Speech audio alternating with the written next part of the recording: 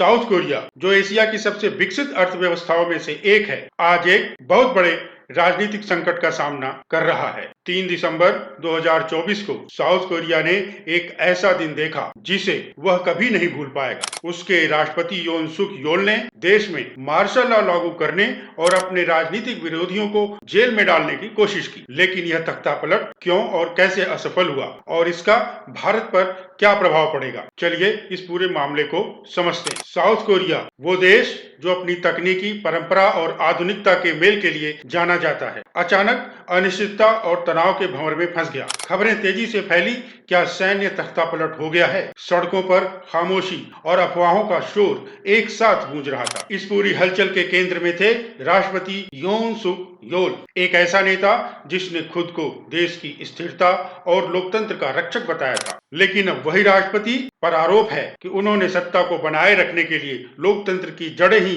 हिलाने की कोशिश की। राष्ट्रपति यून सुक योल ने अचानक एक चौंकाने वाला ऐलान किया, देश में मार्शल लॉ लागू किया जाएगा। उनका दावा था कि विपक्षी दल नॉर्थ कोरिया के प्रभाव में आ चुके हैं और देश की सुरक्षा को खतरे में डाल रहे हैं। इस फैसले ने पूरे देश को झकझोर कर रख दिया। मार्शल लॉ का मतलब संसद को भंग करना, सेना और पुलिस का सड़कों पर कब्जा, नागरिक स्वतंत्रताओं का अंत। राष्ट्रपति के इस कदम ने साउथ कोरिया की संसद को गहरे संकट में डाल दिया। एक समय ऐसा लग रहा था योन सुक योल का तख्ता पलट लगभग सफल हो जाएगा। उन्होंने सेना को संसद पर कब्जा करने का आदेश दे दिया। लेकिन फिर कहानी में अचानक एक मोड़ आया। साउथ कोरिया की संसद में कई सांसद, जिन्होंने पहले ही राष्ट्रपति की नीतियों का विरोध किया था, किसी भी कीमत पर इस कदम को रोकने का फैसला कर चुके थे। कुछ सांसद तो खिड़कियों और दीवारों पर चढ़कर संसद में पहुंचे और एक आपातकालीन मांग पत्र यानी इमरजेंसी मोशन पास कर दिया, जिसमें राष्ट्रपति के आदेश को अस्वीकार कर दिया गया। खबरें ऐसी भी आ रही हैं कि इसी बीच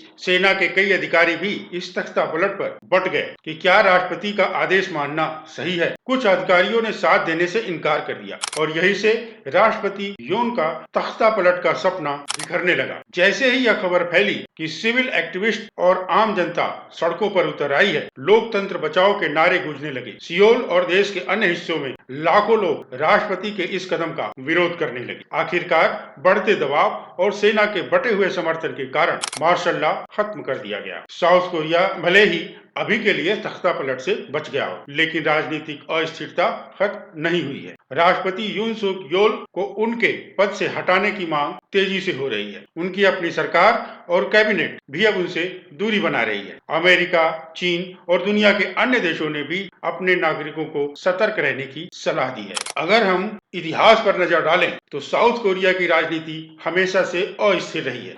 साउथ कोरिया 1948 में जापानी शासन से स्वतंत्र हुआ। देश के पहले राष्ट्रपति ली स्यूंग मैन थे। उन्होंने लोकतांत्रिक तरीकों से सत्ता संभाली, लेकिन जल्द ही उनका शासन एक तानाशाही में बदल गया। भ्रष्टाचार और दमन की वजह से जनता उनसे नाराज हो गई। 1960 में छात्रों और नागरिकों के विरोध प्रदर्शनों ने उन्हें इस्तीफा देने पर मजबूर कर दिया। ली स्यूंग मैन के इस्तीफे के बाद देश में राजनीतिक अस्थिरता बनी रही। 1961 में जनरल पार्क चुंग ही ने सैन्य तख्तापलट किया और सत्ता पर कब्जा कर लिया। उन्होंने साथ ही कोरिया की अर्थव्यवस्था को तेजी से विकसित किया, लेकिन उनकी तानाशाही नीतियों ने जनता की आजादी पर अंकुश लगाया। 1979 में उनकी हत्या कर दी गई। इसके बाद जनरल चुन दू हुआन ने एक और तख्ता पलटकर सत्ता संभाली। उनका शासन भी दमनकारी था। ग्वांगजू नरसंहार, जिसमें लोकतंत्र की मांग कर रहे प्रदर्शनकारियों पर सेना ने गोलियां चलाई, इतिहास का काला अध्याय बन गया। 1980 के दशक में जनता का गुस्सा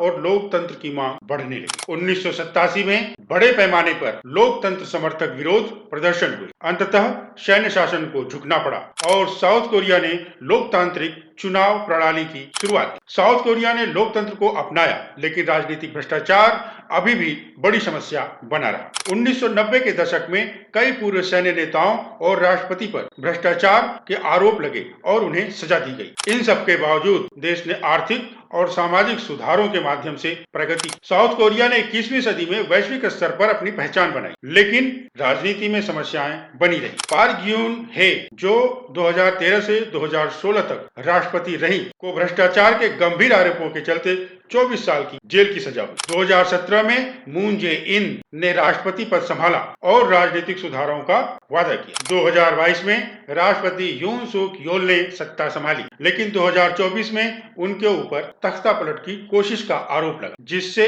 देश की लोकतांत्रिक छवि को गहरा झटका लगा है। इन सब घटनाओं से यह साफ है कि साउथ कोरिया में डेमोक्रेसी लंबे समय तक स्थिर नहीं रह पाई। आज के समय में साउथ कोरिया की राजनीतिक स्थिति दुनिया के लिए एक सीख है, कैसे संघर्ष के बावजूद लोकतंत्र को बचाने की कोशिश की जा सकती है। लेकिन यह देखना बाकी है कि क्या यह देश भविष्य में अपनी लोकतांत्रिक पहचान को और मजबूत कर पाएगा या फिर इतिहास खुद को दोहराएगा। लेकिन साउथ कोरिया की मुश्किलें यहीं खत्म नहीं होती हैं। देश की जनसंख्या भी तेजी से गिर रही है और विशेषज्ञों का कहना है कि यह देश 2100 तक गायब हो सकता है। मतलब 2100 तक इनकी जनसंख्या इतनी कम हो जाएगी कि यह एक देश के लिए इनसिग्निफिकेंट हो जाएगा। इसके अलावा नॉर्थ कोरिया के साथ तनाव बढ़ने की संभावना भी हमेशा बनी रहती है। ऐसे में साउथ कोरिया को अपनी डेमोक्रेसी बचाने और जनता का विश्वास जीतने के लिए कड़ी मेहनत करनी पड़ेगी। साउथ कोरिया में हालिया राजनीतिक संकट, जिसमें राष्ट्रपति यून सुक योल पर तख्तापलट की कोशिश का आरोप है, ने देश की राजनीतिक और आर्थिक स्थिरता पर गंभीर सवाल खड़े कर दिए हैं। इस संकट का असर न केवल साउथ कोरिया की अर्थव्यवस्था पर पड़ रहा है, बल्कि इसके वैश्विक आर्थिक संबंधों पर भी गहरा प्रभाव पड़ने की संभावना है। आइए इस आर्थिक प्रभावों को गहराई से समझते हैं। राजनीतिक संकट के कारण साउथ कोरिया के बाजारों में अस्थिरता बढ़ गई है। विदेशी निवेशकों का विश्वास कम हुआ है। विदेशी कंपनियां और निवेशक साउथ कोरिया में निवेश करने से हिचकिचा रहे हैं। कई अंतरराष्ट्रीय निवेशक अपने फंड्स को अधिक स्थिर और सुरक्षित देशों में ट्रांसफर करने की कोशिश कर रहे हैं। इसका असर शेयर बाजार पर भी पड़ा है। यहाँ के मार्केट कोस्पी इंडेक्स, जो साउथ कोरिया का मुख्य स्टॉक मार्केट है, में गिरावट देखी गई है। सैमसंग, एलजी और हुंडई जैसे बड़ी बड़ी कंपनियों के शेयरों पर भी निगेटिव इफेक्ट आया है। संकट के कारण साउथ कोरियन करेंसी वॉन की वैल्यू गिर रही है। अमेरिका और यूरोपीय देशों ने अपने नागरिकों को साउथ कोरिया में सावधानी बरतने की चेतावनी दी है। यह देश में व्यापार और निवेश के माहौल को और प्रभावित करेगा।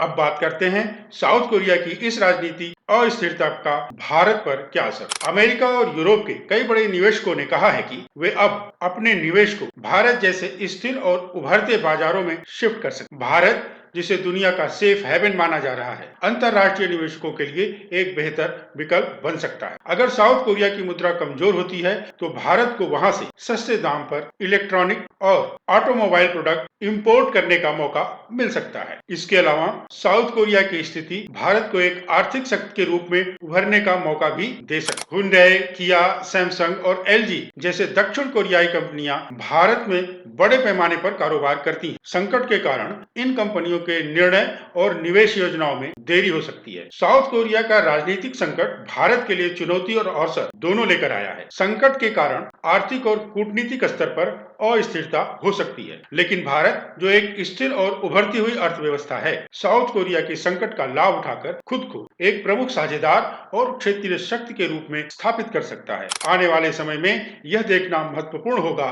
कि भारत और साउथ कोरिया इन परिस्थितियों का सामना कैसे करते हैं। साउथ कोरिया का यह संकट केवल उनका ही नहीं, बल्कि पूरे एशिया के लिए एक चेतावनी है। आपको क्या लगता है, क्या साउथ कोरिया अपनी डेमोक्रेसी को बचा पाएगा और क्या भारत को इस स्थिति का फायदा उठाना चाहिए? अपने विचार हमें कमेंट्स में जरूर बताएं। अगर आपको यह वीडियो पसंद आया हो तो इसे लाइक करें और अपने दोस्तों के साथ शेयर करें और हमारे चैनल को सब्सक्राइब करना न भूलें। आपको आपका कीमती समय देने के लिए धन्यवाद।